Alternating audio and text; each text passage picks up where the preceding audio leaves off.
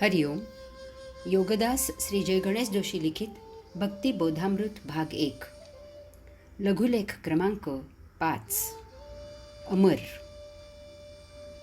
सर्वस्व झोकून देऊन जराही कसलीही अगदी ध्यान लागावे अशीही अपेक्षा न करता निस्संग होऊन जर अंशात्म्यावर आपण तदाकार झालो तर आपले बाह्य गोष्टींवरचे लक्ष पूर्णपणे अंतःप्रवृत्त होते आणि त्या योगे आपले अंशात्म्यावर ध्यान लागते. आपल्याला आपल्या स्वस्वरूपाचा साक्षात्कार होतो. येथे भक्तीचा उदय होतो. आपण त्याचे भक्त होतो. आपल्याला जाण येते की आपण अंशात्मा आहोत, आपण आत्मा आहोत. याचा अर्थ आपण पुरुषोत्तमासारखे सदा असलेले, सदा असणारे आहोत हे आपल्याला आत्मज्ञान होते. येथे आपण आत्मपरब्रह्मात संस्थापित होतो.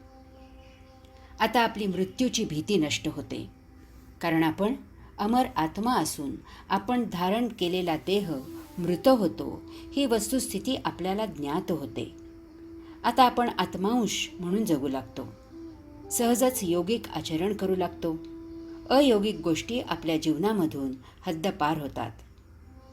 जेव्हा देह थकल्याची जाणीव होते तेव्हा आता देह त्याग करून आपण नव्या देहात नवीन जीवन जगायचे आहे. नव्या प्रदेशी, नव्या समाजात नव्याने प्रभुकार्य करायचे आहे ही जाणीव होते. हेच ते अमर होणे आहे. तथापि यासाठी पांडित्य, विद्वत्ता यांचा उपयोग होत नाही. हरि ओम.